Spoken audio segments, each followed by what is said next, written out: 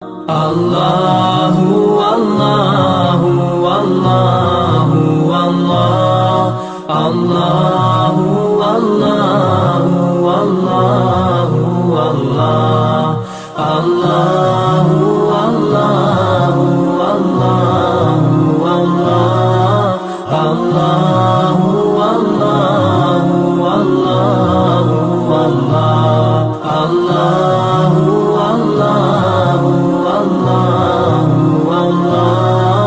Allahu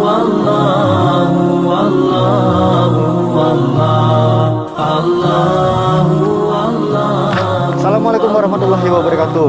Para pemburu kebaikan, hari ini kita sedang berada di Sekolah Tahfiz Plus Khairumah Pekanbaru. Nah, dan di sini kita akan melihat bagaimana kondisi dari Sekolah Tahfiz Plus Khairumah Pekanbaru. Dan di sini saya sedang bersama seorang guru, ya, kepala sekolah dari pondok ini yang bernama Ustadz Daeng. Nah, Ustadz, mungkin bisa jelaskan dulu nih, Ustadz, bagaimana kondisi dari Sekolah Tahfiz Plus Khairumah ini? Ya, baik. Saat ini kondisi kita, status pondok ini dalam kondisi meminjam. Itu kurang lebih sebenarnya kesepakatannya itu 5 tahun. Ini udah mau tahun ke-6. Ini luar biasa, yang punya sekolah baik sekali orangnya. Sehingga sampai hari ini kita masih diberikan kesempatan untuk menempati rumah-rumah ini yang kita jadikan pondok.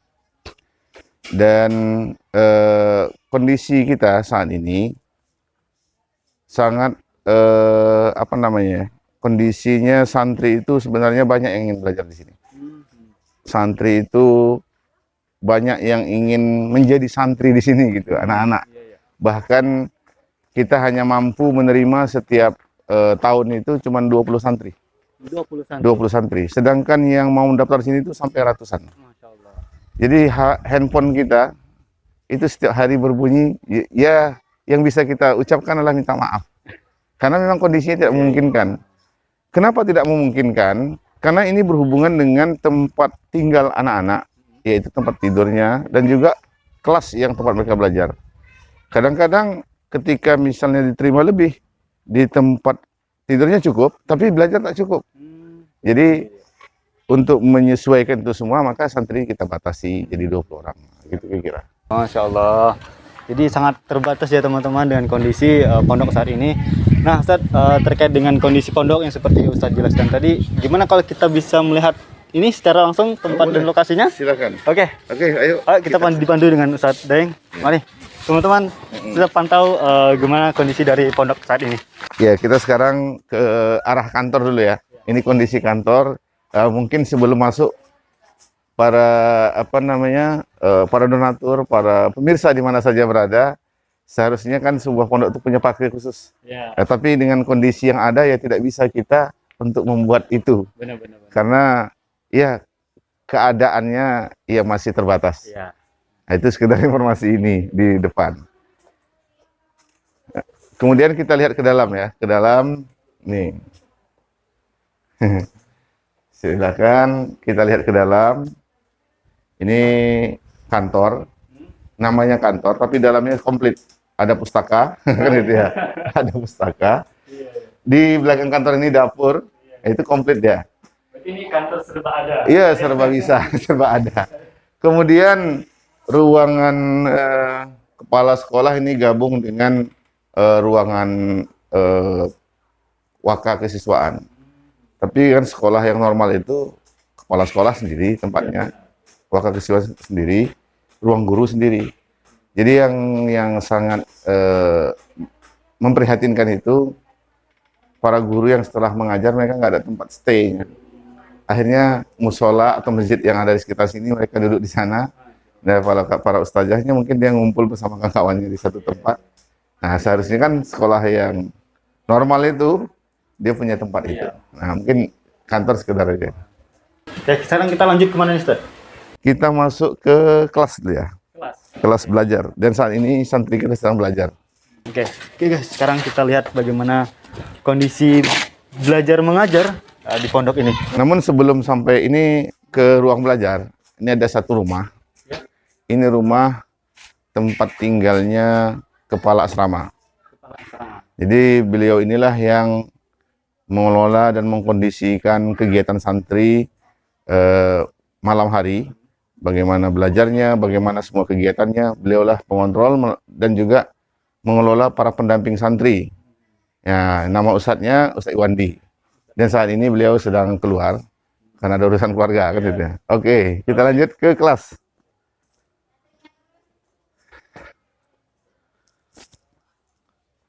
Baik, saat ini kita sedang masuk di kelas ini, kelas 9 ya, khusus akhwat.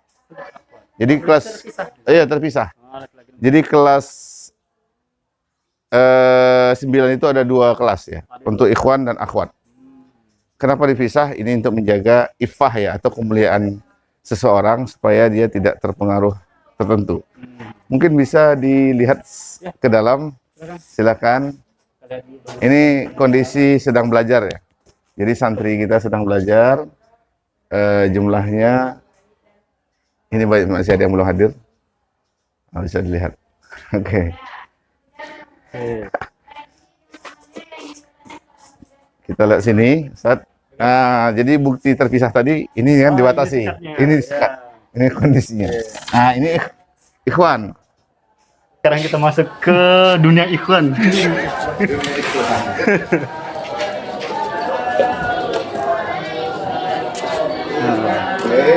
Oke, jadi ini ruang belajar untuk ikhwannya ya. Ikhwan.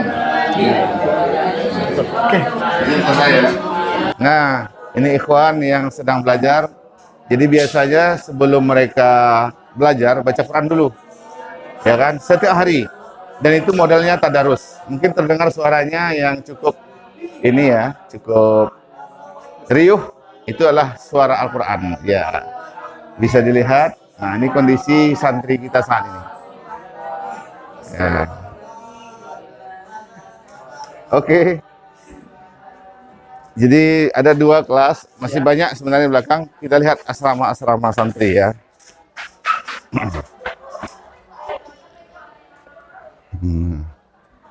Ini asrama santri kita. Nah, asrama santri ikhwan. Ya. Jadi ini kondisinya. Jadi karena tempat terbatas semuanya di satu tempat. Satu tempat. Jadi misalnya di atas tidur si A, maka dia kondisikanlah, lihat tas sana. Biasanya kan ada tempat. Karena kondisi tak memungkinkan untuk membuat tempat itu.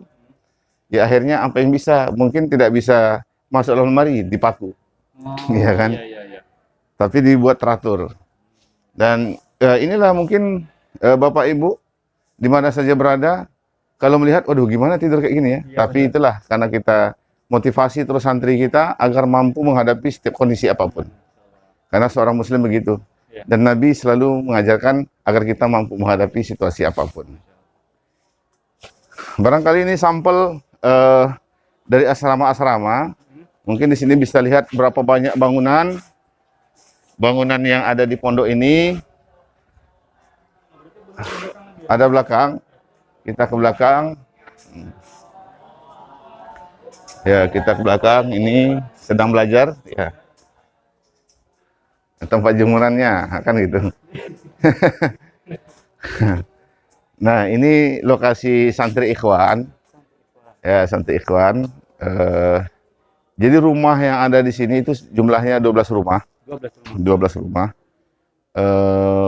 Itulah dijadikan tempat tinggal sebagian guru kepala asrama, kemudian kelas dan juga asrama. Jadi Ummu dan Abu, Bapak Ibu di mana saja berada, kami hanya bisa memperlihatkan asrama ikhwan karena kita ikhwan. Jadi ke asrama akhwat kita tidak bisa masuk ke sana karena itu aturan tata tertib sesuai syariat. Nah, mungkin ini sekedar laporan asrama kita. Nah, Ustaz, jadi kita tadi udah ngobrol-ngobrol ya, terkait gimana kondisi dan bangunan dari pondok ini. Nah, kira-kira kebutuhan saat ini gitu, Ustaz. Nah, kebutuhan yang mungkin ya sangat dibutuhkan gitu. Barangkali ada donatur kita di luar sana yang ingin ya memberikan bantuan, ingin tahu apa saja sih kebutuhan untuk saat ini dari pondok. Kira-kira ya mungkin bisa disampaikan, Ustaz. Iya. Jadi kalau kita bicara apa kebutuhan, sebetulnya banyak kebutuhan. Salah satunya kebutuhan itu lokasi bangunan, kemudian juga bangunan itu sendiri, supaya apa yang kita saksikan tadi, kondisi pondok yang saat ini itu bisa normal. Jadi di mana ruangan kelas, di mana asrama dan santri nyaman. Kalau kita lihat di sini kan mereka harus sabar dengan kondisi yang ada, berdesak-desakan tidurnya kan gitu. Kemudian juga antara asrama dan kelas itu tidak terlalu jauh ya. Dan juga terbatas kondisinya. Maka yang kita butuhkan itu ya bangunan sekolah. Kemudian masjid, apalagi ini kondisi kita berada di tengah-tengah masyarakat. Nah, beratnya kita berada di kondisi atau di tengah masyarakat itu, ketika masyarakat bisa diajak kompromi, alhamdulillah. Namun kan pondok itu punya punya adat istiadat khusus ya, punya ciri khas sendiri. Nah, makanya ketika dia berada di tengah-tengah masyarakat, itu kadang bisa berbenturan dengan masyarakat. Masjidnya kita tak punya, akhirnya punya masyarakat. Tentu aturan masjid itu mengikuti masyarakat. Nah, kenapa kita perlu bangunan tadi dan juga masjid, supaya kondisi belajar mengajar itu kondusif dan kita bisa membuat program betul-betul maksimal di sebuah pondok. Maka itulah harapan kita, mudah-mudahan para donatur antusias ya untuk membantu itu, karena ini adalah generasi kita. Nah, kan gitu.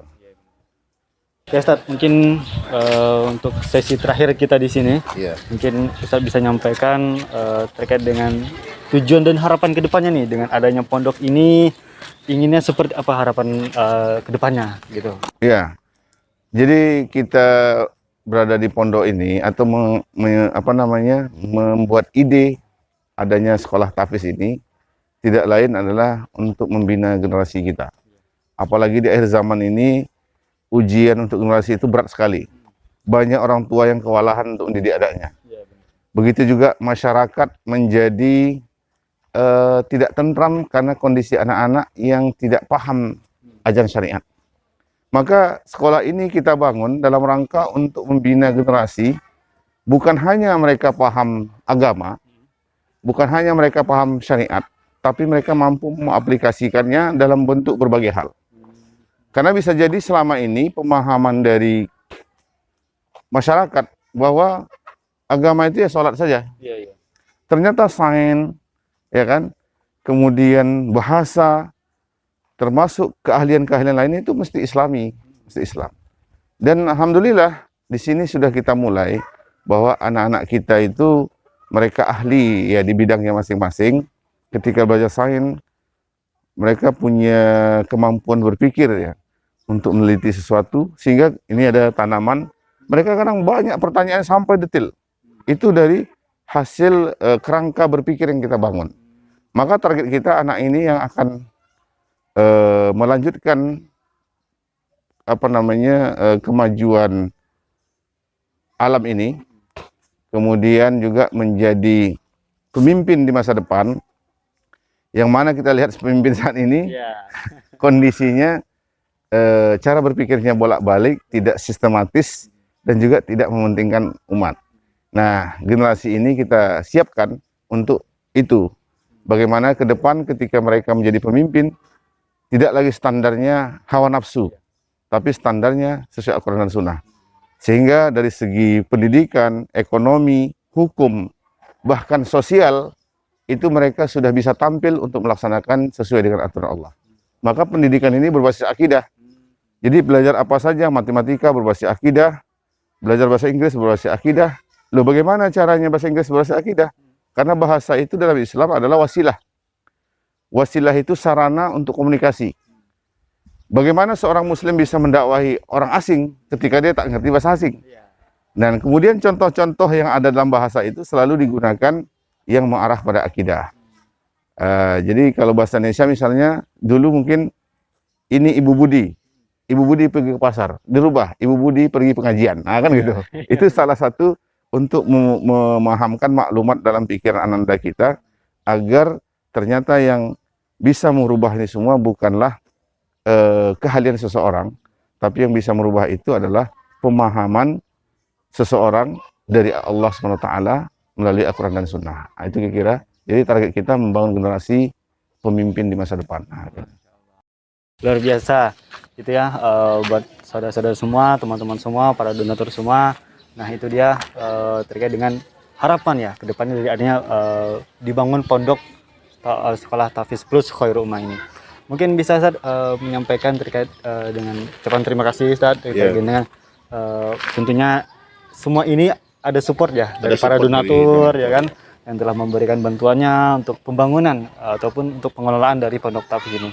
Mungkin dari Ustaz ada yang ingin disampaikan untuk para donatur? Iya, jadi kami mewakili pihak pondok pesantren ini mengucapkan ribuan terima kasih kepada para donatur, dan tentunya donatur awal itu adalah orang yang memiliki bangunan ini, yang rela bersabar 5 tahun ini tempatnya dipakai. Tapi setiap hari anak-anak di sini itu membaca Al-Quran. Setiap hari anak-anak ini tahfiz Quran. Kemudian mudah-mudahan itu jadi amal jariah, dan insya Allah pahalanya ada. Kenapa anak-anak di sini tidak ada aktivitasnya kecuali ibadah? Baca Quran, tahfiz Quran, mereka baca doa, mereka aktivitas muhadharah, pidato, dan seterusnya. Semuanya kegiatannya sesuai dengan tuntunan dari Allah, bahwa tugas kita di muka bumi adalah untuk mengabdi kepada Allah. Dan kemudian alhamdulillah saat ini kita juga telah dapat ya wakaf tanah dari kaum muslimin, para donatur, yang saat ini sedang dikelola dan sedang dikerjakan untuk menyiapkan bangunan kita yang tadi kondisinya dalam kondisi darurat sehingga nanti dalam kondisi permanen. Mudah-mudahan kepada Bapak Ibu para donatur yang telah memberikan hartanya untuk pembangunan pondok pesantren ini menjadi amal jariah, dan itu menjadi bekal kita ketika meninggal dunia.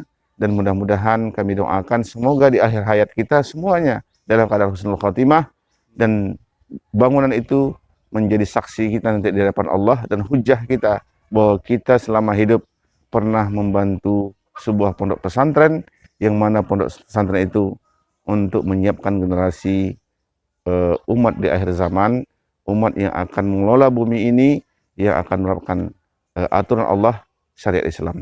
Mudah-mudahan bermanfaat, dan kami juga terima kasih karena diberikan kesempatan untuk mengelola pondok ini.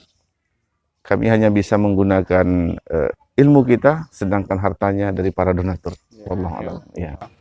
Masya Allah, jadi itu ya saudara semua, teman-teman semua, atas penyampaian dari Ustadz Daeng terkait dengan harapan dan tentunya ucapan terima kasih yang sebesar-besarnya untuk para donatur semua. Nah tentunya harapan kita bersama, pondok pesantren ini terus berjalan dan terus berkembang, santrinya makin banyak dan makin banyak pula pahala yang akan mengalir kepada para donatur. Setiap ayat yang dibaca oleh para santrinya itu mengalir menjadi amal jariah untuk kita semua. Oke, baik pemirsa, sahabat pemburu kebaikan semuanya, para donatur semuanya, itulah tadi penyampaian dan kondisi dari pondok pesantren Khairul Ummah. Dan kita sudah melihat bagaimana kondisinya tadi, dan kita melihat juga bagaimana semangatnya para santri untuk belajar ya, mempelajari agama Islam. Dan tentunya kita berharap amal jariah terus mengalir untuk kita semua. Nah, dan sekarang kita akan mengecek nih, melihat bagaimana kondisi lahan yang tadi sudah disampaikan, bahwasanya lahan itu akan dibangun pondok pesantren. Nah, gimana kondisinya? Yuk kita lihat proses pembangunan pondok pesantren Khairul Ummah Pekanbaru.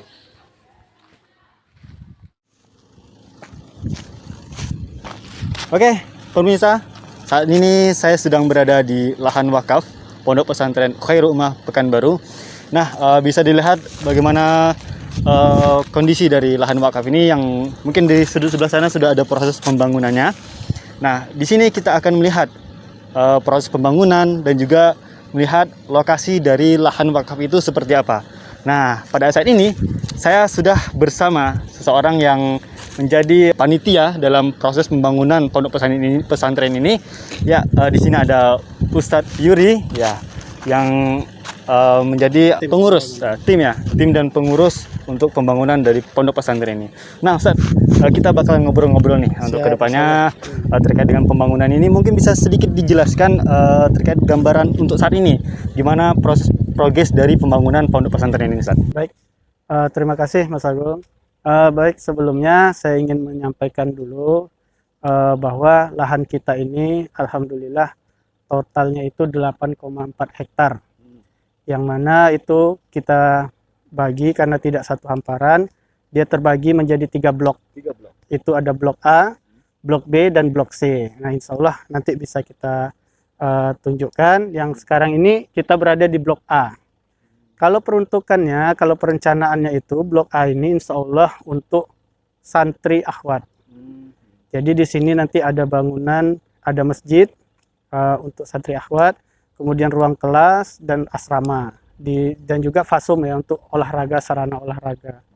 Dan juga nanti di belakang sana juga nanti ada untuk rumah guru, rumah ustadz ustazah, yang mana nanti bisa lebih efektif untuk tinggal di sini. Nah, kalau progresnya saat ini alhamdulillah kita baru selesai perencanaan untuk pembangunan blok A. Jadi proses perencanaan dari coupling yang blok A ini, lahan blok A ini, nah makanya kita di sini sudah ada progres. Mungkin kalau teman-teman nampak Bapak Ibu para wakif, yang terlihat di ujung sana itu pembangunan gudang dan juga barak pekerja. Insya Allah nanti dalam pekan ini atau pekan depan bisa kita lanjutkan untuk kawasan, pagar kawasan dan juga kantor pengelola. Yang mana nanti ketika semua itu udah selesai, yang kita estimasikan itu dalam 2 pekan, bisa kita lanjut, harapannya bisa kita segera memulai pembangunan. Yang pertama insya Allah sunatullahnya itu kita bangun masjid dulu untuk santri akhwat.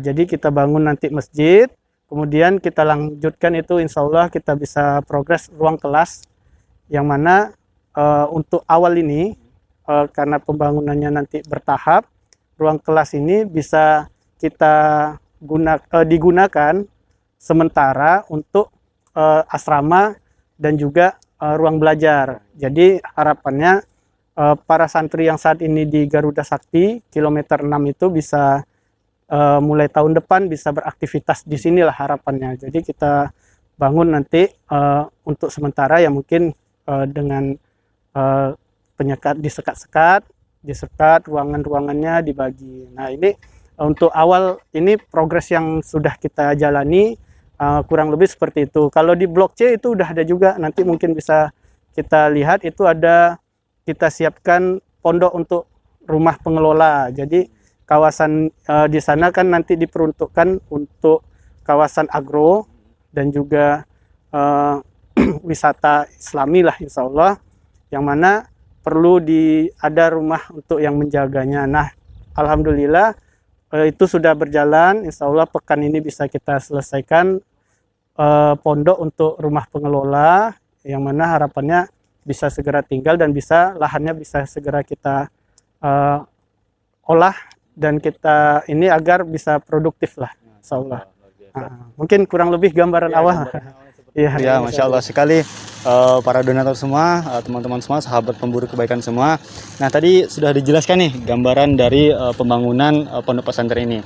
Nah tentunya para donatur ingin melihat dong ya gimana posisi-posisi. Nah blok ini untuk apa, kemudian lokasi dari blok B dan C itu di mana. Nah gimana kalau sekarang kita cek langsung nih kondisi lahannya, letak lahannya, langsung ke tempatnya, kita melihat bagaimana kondisi lahannya. Gimana dari Ustaz Diri? Siap, boleh? Oke, kalau gitu yuk kita lihat langsung kondisi lahannya.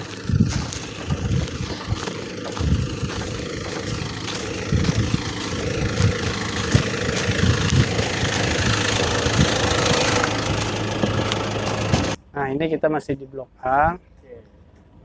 Kurang lebih ada 100 meter dari blok A ke blok B ini, 150 meter. Berarti untuk luas dari tahan blok A ini kira-kira itu berapa luasnya Ustaz? Kalau blok A ini kurang lebih luasnya 1,1 hektar. 1,1 hektar. Ya, 1,1 hektar itu termasuk lahan yang areal untuk pemukiman, untuk rumah tinggal ustazah.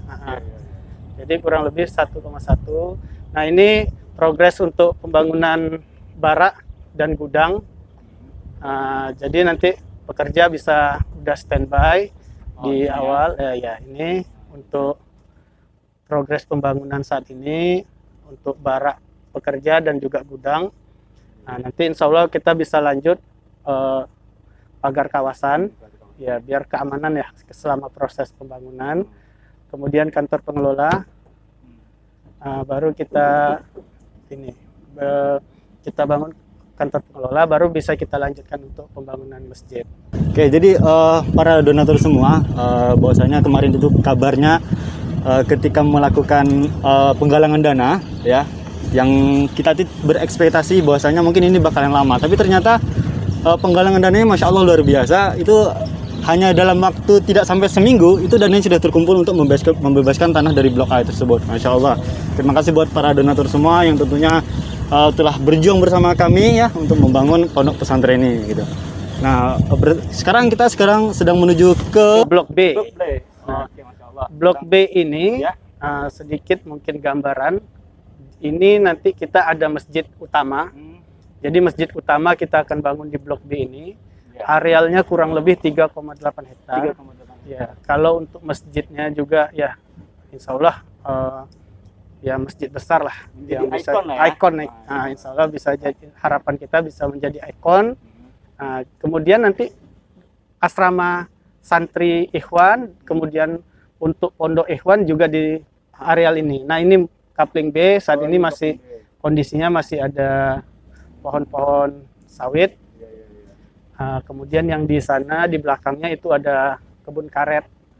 Jadi ini memang belum kita olah karena memang alhamdulillah juga masih bisa menghasilkan. Dan juga melihat nanti proses pembangunan kita saat ini memang fokus di blok A dulu. Ya, insya Allah.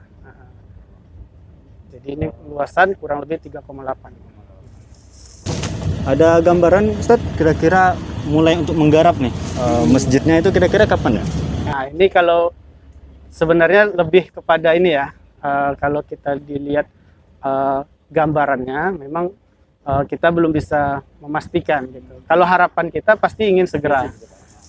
Namun kan di sini juga tergantung dengan kondisi pendanaan untuk pembangunannya. Ya, kalau memang Allah berkehendak dananya lancar atau pembangunan, mungkin kita bisa sambil bertahap. Dan prosesnya sambil berjalan gitu. Tapi kalau tidak mungkin kita sesuaikan dengan bangunan yang ada, karena yang paling penting harapan kita proses untuk santri yang saat ini di kilometer Garuda Sakti kilometer 6 itu bisa beraktivitas di sini. Targetnya itu dulu. Jadi sambil berjalan nanti ketika itu sudah bisa berjalan, yang ini ya dukungan dari para pihak bisa membantu menyokong, ya insya Allah kita bisa menyegerakan gitu. Makanya ya memang di sini diharapkan peran kita semua sih. Jadi sangat dibutuhkan nih bantuan dari para donatur, para wakif untuk bisa segera kita realisasikan pembangunan dari pondok pesantren ini. Oke, mungkin sekarang kita akan lanjut ke blok C ya. Oke, blok C. Nah, ini blok B. Ini blok B. Kurang lebih dari sini ke belakang itu 170 meter. Nah, ini yang lahan karet. Nah, jadi ini memang saat ini untuk jalan ke blok C ini kita harus lewat depan ya. Namun insya Allah kalau kita sudah mulai pembangunan ini kita beri jalan akses lah. Nah, bisa lewat. Jadi dari sini masuk bisa langsung akses ke blok C. Namun saat ini ya mau nggak mau kita memang harus keluar dulu ke jalan Bangkinang Raya, Pekanbaru, Bangkinang Pekanbaru. Baru kita ke jalan sebelah lah, kurang lebih hampir 500 meteran. Kondisi saat ini. Ustaz, jadi ini nanti dibangun masjid ya? Yang pertama insya Allah kita bangun masjid. Kalau awal ini nanti ya mungkin kita gunakan juga untuk santri Ikhwan juga di sini. Namun kedepannya ini pondoknya khusus akhwat, baru nanti kita peruntukkan. Jadi dibangun ya insya Allah bisa berbarengan sih, masjid dulu yang di awal, karena sunatullah memang di awal pembangunan itu bagusnya itu memang masjid. Jadi kita di awal yang kita bangun di sini insya Allah masjid. Kemudian nanti baru lanjut ruang kelas yang bisa jadi nanti di awal ini juga sekaligus sebagai asrama. Nah oke, jadi buat teman-teman semua, kalau ke arah Bangkinang ya, kalau kita ke arah Bangkinang, teman-teman akan melihat tuh ada spanduk tulisan wakaf. Kira-kira itu lokasi lahan kita gitu. Ini satu jalan ya. Kalau tadi Jalan Durian, kalau ini namanya Jalan Perdamaian. Jalan Perdamaian. Jalan Perdamaian. Nah, kita masuk ke kiri. Nah, areal di lahan C ini kurang lebih itu 3,3 hektar. 3,3 hektar. Nah, yang mana nanti kita insya Allah kita bisa peruntukkan untuk areal agro dan juga wisata. Ya insya Allah bisa, harapan kita bisa mensupport lah untuk operasional dan untuk mendukung pendanaan dari apa yang dibutuhkan santri. Jadi bisa menjadi wakaf produktif bagi para wakif, insya Allah amalannya bisa terus mengalir gitu kan.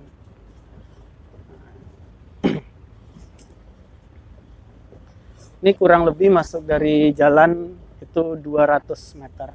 Nah, dari jalan Bangkinang Pekanbaru itu 200 meter ketemu lahan di Blok C. Jadi untuk targetnya nih Ustaz, kira-kira targetnya itu kapan anak-anak ini bisa pindah ya dari pondok yang ada di Garuda Sakti ke lahan wakaf yang saat ini sedang proses pembangunan gitu. Harapannya memang itu kalau kita targetkan di tahun depan sudah pindah ya. Insya Allah sudah bisa beraktivitas di sini di Rimbo Panjang. Jadi memang harapannya memang cepat ya proses pembangunan. Makanya kami harap itu juga bisa berjalan lah sesuai rencana kan, sesuai yang kita rencanakan dan kita harapkan. Nah, jadi untuk para donatur tentunya ya dukungan sangat dibutuhkan, dukungan doa ya. Dan ya bantuannya tentunya untuk pembangunan dari pondok pesantren ini gitu.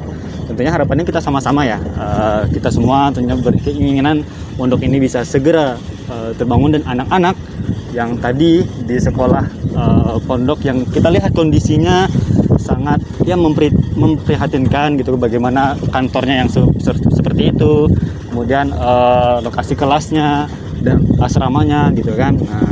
Nah, kita berharap pembangunan bisa segera terlaksana. Oke, Ustaz, jadi sekarang kita sudah di Lahan C.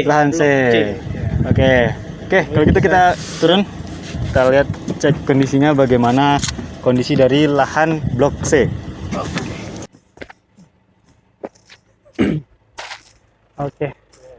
Ya ini lahan blok C kurang lebih 3,3 hektar.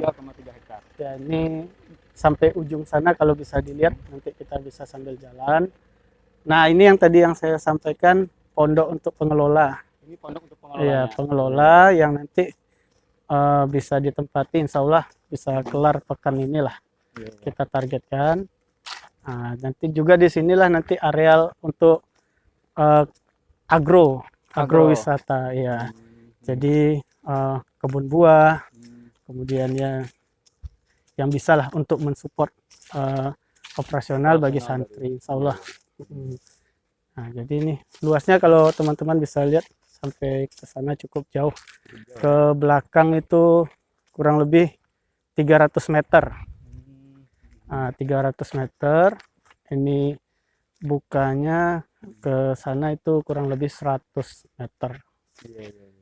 Jadi berarti nanti gambarannya ini di lahan ini pengen dibuat apa aja nih, Ustaz?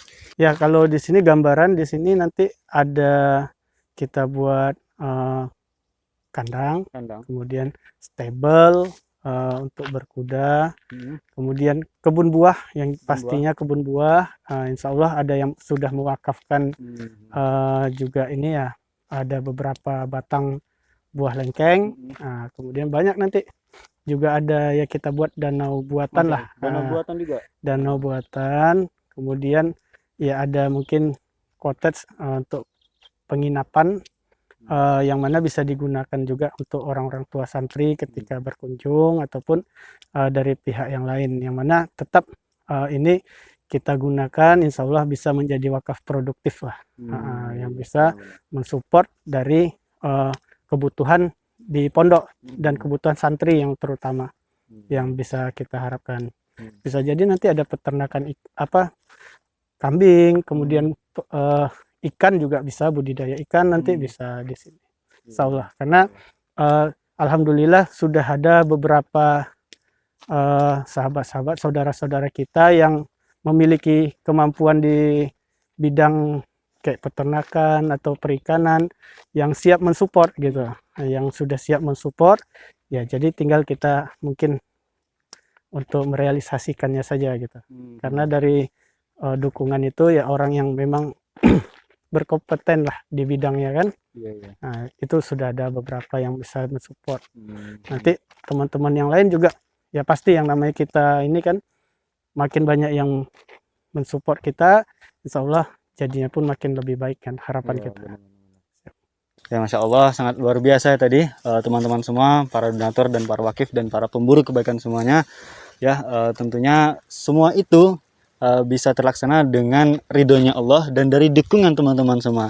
Nah, tentunya di sini kita berharap ya Ustaz ya, dukungan dari teman-teman semua, saluran bantuan donasinya untuk pembangunan dari pondok pesantren ini. Mungkin untuk sesi terakhir ini Ustaz, mungkin terkait dengan harapan kedepannya juga ucapan terima kasihnya buat para donatur gitu kan, dan keinginan dari tim pondok gitu kan, kita itu targetnya kedepannya bagaimana gitu Ustaz. Terima kasih Mas Agung. Jadi kalau harapan memang kita harapannya sangat-sangat menginginkan apa yang kita rencanakan ini bisa berjalan sesuai dengan perencanaan yang direncanakan, dan juga yang utama memang yang kami harapkan itu ya doa. Doa dari saudara-saudara, Bapak Ibu para wakif dan donatur, dikarenakan memang ya ini proyek kita bersama, jadi kita sangat membutuhkan dukungan yang terutama memang dari sisi doa.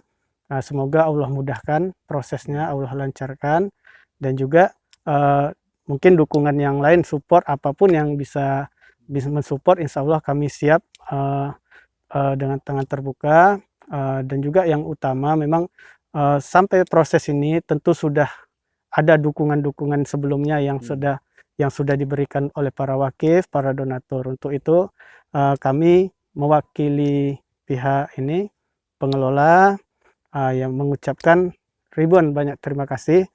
Semoga Allah bisa membalas kebaikan dan amal yang Bapak Ibu berikan dengan ganjaran pahala yang berlipat. Mungkin itu Mas Agung. Insya Allah luar biasa. Oke, terima kasih Ustaz Yuri untuk waktunya di hari ini. Mungkin lain kali kita bakalan sharing lagi terkait dengan perkembangan dari pembangunan pondok ini. Oke, teman-teman semua, itu tadi dia penjelasan dari pengelola dari pondok Khairul Ummah Pekanbaru. Kita sudah melihat tadi ada 3 blok A, B, dan C, dan tentunya ini proyek yang sangat luar biasa yang menjadi amal jariah buat kita semuanya. Tentunya dukungan, support dari saudara-saudara semua, teman-teman dan para wakif secara donatur. Marilah kita bersama-sama memburu kebaikan ini. Jangan sampai kita melewatkan kesempatan kita untuk beramal jariah. Nah, jadi buat teman-teman semua, yuk kita berdonasi, kita mewakafkan apa yang kita punya. Nah, tentunya itu bisa menjadi amal jariah kita di akhirat kelak. Saya Muhammad Agung Suprapto dari tim Donasi Imam Tafiz mengucapkan terima kasih. Assalamualaikum warahmatullahi wabarakatuh.